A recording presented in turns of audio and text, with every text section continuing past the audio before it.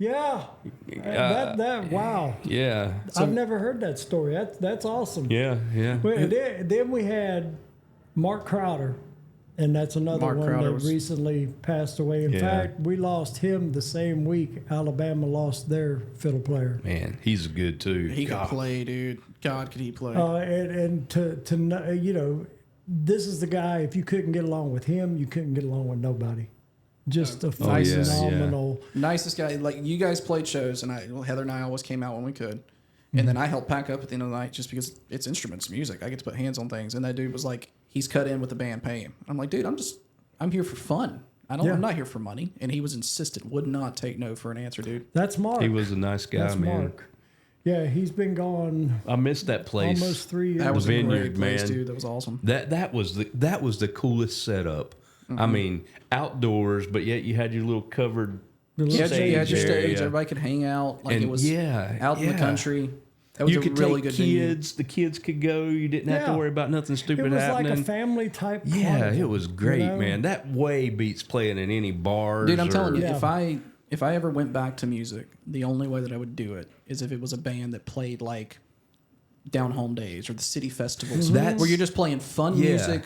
You don't care about the money. You're not trying to get out and tour. You're not trying to make records. Yeah. Like, everyone's just there having a good time. I mean, that's the only way I'd go back to it. That's some of my fondest memories of us playing. Was, I mean, yeah, we played in bars or we play here and we play there, but the festivals, Yeah, oh, absolutely. that was the Without a most doubt. fun. You didn't have to worry about Oh, a dude, bunch of I'm stupid telling you, like, junk. out of all the concerts I've been to, and trust me, it's been a lot, the best ones have always been like those top 40 bands or like the old shag bands that you see playing at the beach, where it's just a bunch of freaking players, dude. Oh, yeah. These guys are monsters. And they're playing stuff that everybody knows, everybody can sing it, everybody's having a good time. They're not trying to get rich. They're not trying to make a name for themselves. They're just doing what the core of music is, which is having fun and bringing people together. And it's a good time. Those are the best shows. Well, you know, put it in perspective from my point of view, and I'm not saying this in a braggadocious way in any way, shape, or form, but I've worked with Dixie Chicks and Wade Hayes, David Lee Murphy, Tracy Bird, Trace Atkins, Tracy Lawrence, all the Trace people. Yeah, you played some big names in their day. some really big names, and I have more enjoyment, you know, sitting out on the back porch or hanging out, coming to your house and just. Well, that's because you're boiling music down to what you want it to be, man, which is just you're bonding. There is, with the qualifier that it's not like having kids or anything. There's no bond that you'll have with someone like on a stage playing music together. Oh, because absolutely. it's It's all a family. unspoken. It's not choreographed. Like, you can't until you experience it, you can't describe it. I like it because it's kind of like the family thing. Like, you remember when Lisa threw the surprise 50th birthday party? Yeah, that was Oh, a good yeah, time. that was fun. And then Lynn Russell came over and Yeah. we all hooked up back there and played some music. Yeah. And we hadn't played together in forever, and we really kind of sucked that day. But, you know, Dude, that's the thing. It doesn't matter how Yeah. bad you suck, man. If you're playing music with people you like, But the music, you can be awful, and it's a freaking ball, dude. And the music room was packed. And I remember Maui pulling up a chair, sitting right in front of us, listening. Well, she always did. Dude, And she's- your daughter still talks today about her favorite memories just being hanging out at the house, playing guitar, listening to songs. Yeah, like Maui was like, did you used to be famous? I'm like, what do you mean used to be? That's good. Oh, That's yeah. good. Well, But, see, what Maui's doing with you is the same thing I used to do with my uncle. Oh, yeah. Just pull up a chair, sit down, shut up, and listen. Just absorb. I mean, you know, you think, we're all related here, and we're always doing family, and just sit around, pull out a guitar or whatever, and just play, man. Yeah. People, I remember that day we had that pool thing. It was me and you were playing. I had just started learning how to play, and it was you two with your acoustics, and I brought your Les Paul out there just to have something to strum on. Yeah. And like, I didn't even know my chords, so like, we're trying to play songs. I've got my phone up with the chords so I can try and play along. Thanking God that I'm on an acoustics or an electric with no amp, so nobody can hear me. But we were all just sitting just there on fun, the dude. deck. Some people were swimming. Some You know the sitting best around part about that talking. is your wife, probably 30 minutes into that, just looked at us and like, you guys have been playing for an hour and you've only gotten one whole song. What are y'all guys doing? We were having a ball. Hey, we made it through a song. Yeah. When do we ever play a whole song? Do you remember what song it was? No. Dead or alive? Take it easy. Take it in. Well, Back to the Eagles. Back to the Eagles. Absolutely. Yeah. So to bring it back around, who is your biggest influence for your instrument? Like if you had to pick a player that you think made the biggest mark on you over your career. I Who know would it be? was me. Just it's okay. It was David. It was David. You only talk about that mark when you're in therapy, not here. The biggest one. Now, I don't know that I would have a biggest I singular, can't say. unless it was my uncle, the one that. I mean, it can be that, dude. Yeah, well, I mean, he the only thing he ever did was taught me how to tune a guitar. Okay, then he handed me his guitar before he moved back to Tennessee, and we were living in the New Orleans area at the time, and said, "Now, if you want to learn bad enough, you'll learn. If you learn the hard way, you will never forget." Yeah. And because that's how I've learned. I don't have a one person either, but you know, when I learned, I did not have a teacher. I mean, I had guess the example that I would give you is like, because all my instruments are self-taught. Like, even though I was in band Yeah. in high school, my band director knew nothing about drums. So I learned on my own. But I taught myself. But when I got my first drum set, because I played drums for a year in band before I got my first drum set. But the one thing that motivated me more than anything is there's this picture of Lars Ulrich, which is the drummer from Metallica, at a gig they played in Russia for 1.5 million people. And it's just him standing up on his drum set with his sticks in the air, and it's just a sea of people, dude.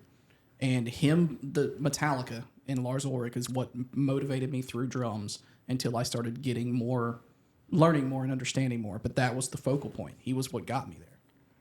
Wow. Yeah, I don't have that one person, you know, but anytime I think back on what I would consider really just the fondest memories of playing, you know, it was not at a festival or a club or anything like that. It was just when we were all just sitting around doing it for nobody, only people that wanted to listen, you know, just doing it. You know, that's my fondest memories of everything. Like always sitting down, pulling up a chair while I'm sitting there playing a guitar or piano or whatever. You know, that's the best thing, man. If you could go back in time and see one band again or for the first time, one band, who would it be? I would have to say Journey when Steve Perry was with them. That's a good choice. Journey, I'd have to agree with you because Journey, man. I have been hearing for 20 years how much your daughter hates Journey because of how much you played it. Because I played it all the time. Dude, She can't stand it, dude. She has the fastest reflex in the world. If we're in the car and Don't Stop Believing comes on, she smacks the hell out of that radio to change the channel, dude. She can't stand it. That was my way of learning, man. I had CDs or cassettes or whatever it was at the time. I'd listen to a lead break seconds. I remember that song Cliffs of Dover. I would listen to just seconds of it and stop it.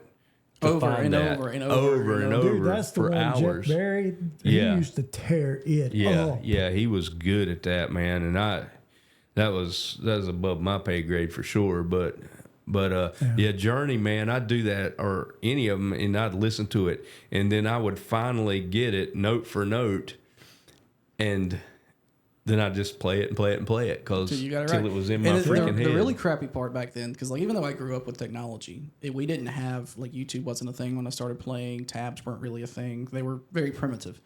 So you'd learn how to play something, and you'd be like, "Man, I got it. I'm good."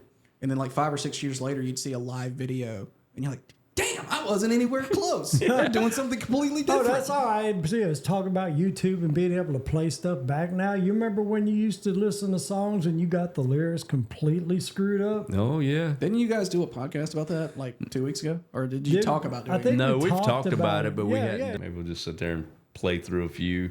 I don't know. Maybe we'll do something one day where we just sit here and play something. So when whole was your song. last gig? Last gig? The last gig you Oh my played? God, I don't even remember. I quit a long time ago. Mine was the Pageland Watermelon Festival.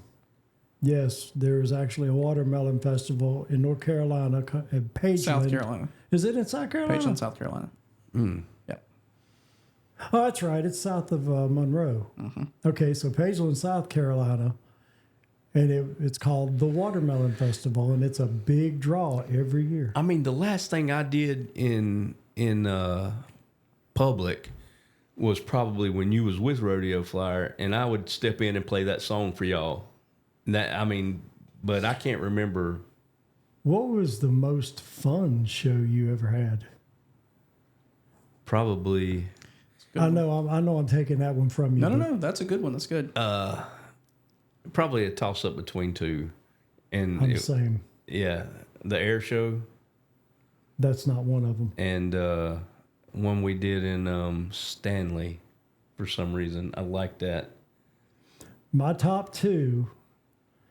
We used to have this girl that was singing with us, and one reason or another, she wasn't there that night or whatever. I know what and you're we talking were doing about. A New Year's Eve party. Oh,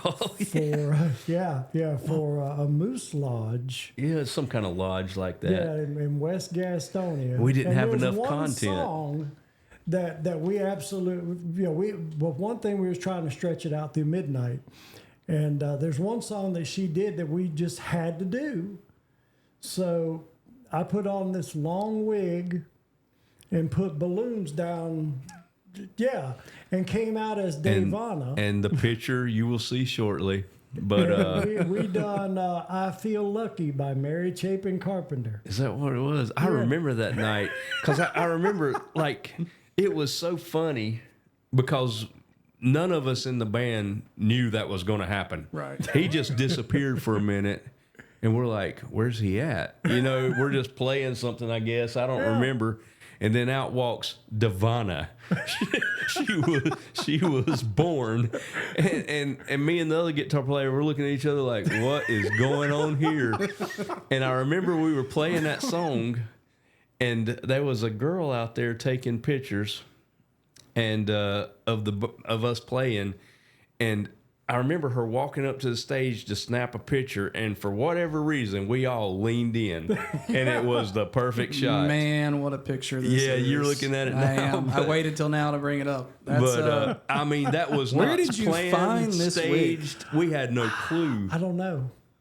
Yeah, because guys, like Because this, that's before that was Amazon, fun. So this I don't is know like how- ankle length, man. Like this Yeah. is something. I mean, it I'll was just never forget the look on Lynn's face because he was like, and I know I had to have the same shocked look. I'm like, I don't know what is going on here. But you remember, once we started singing it, we got to the chorus. Where everything was kind of subdued until that point, and they just went crazy, and they had a great time. Oh yeah. That's Out of one of the all the best freaking times music we ever. played that night, and we played some good songs, and we weren't bad. No, we wasn't. And everybody talked about that on the break or whatever. Well, obviously, come up they're to still us. talking about yeah, it. they come up to us. Man, that was so fun. That was great. And we're one guy like, came up with a pen trying to pop my balloon.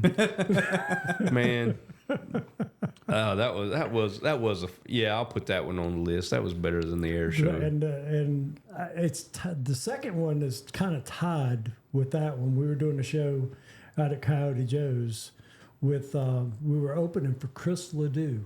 Oh man, that's one of the guys I wish I could have seen in concert. Well, I got a chance to meet him, and we opened up. Yeah, man, that's it a was hell of a great- man. And I said something about, and they have a habit of keeping plenty enough space between the stage and the audience, so we can get our gear off and his gear can come up, and they can start playing and all that. I said, and this is our last song where, Chris Ledoux's coming up next. And we started hitting that last song. I don't even remember what it was, but they rushed us like we were the headliners. You talking about it's an ego thing, like, man, this is great. Yeah. So, yeah, the one with Chris Ledoux is definitely one for a memory. So to put a bow on it, what one singular piece of advice would you give to someone that's starting to learn an instrument? Oh, that's a good question. There's so many different avenues. If you really love the instrument, you're going to find, especially if you're young, let's say you're really young and you're just starting out, you're going to find where there's going to be times you're not going to play it. You're going to set it down and you're not going to touch it for a month or whatever. Don't do that. Don't do that. There was a time. I would disagree with you to a point because I think those plateaus are good for growth. If you you should never force yourself to play your instrument because you're going to learn to hate it if you force yourself. Right. But don't let it last forever. Yeah, and don't let life get in the way that much. I agree. Like the point I'm making is like if you're not feeling particularly motivated, don't feel like you got to force yourself through it. If you set it down for 3 weeks because you don't want to play it, that's fine. But don't let life make you have to put it down for 3 weeks. I agree with that. You can experience burnout very easy.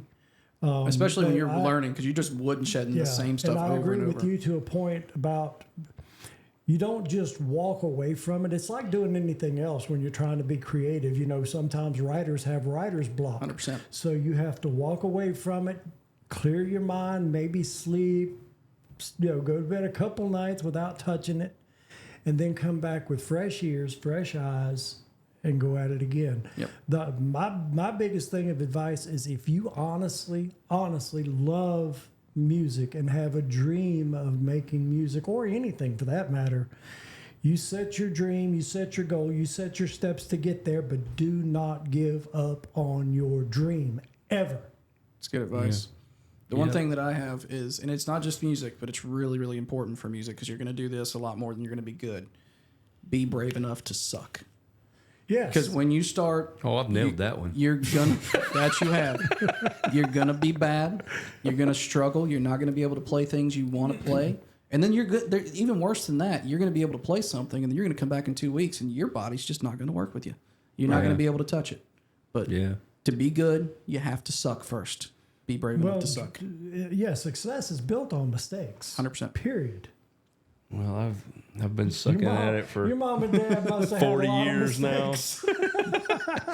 I'm waiting for that good part to kick in. And with that, we thank you for listening to this special episode of the Bantering Boneheads. This is David. This is Tony. I'm Matthew. Have a good night.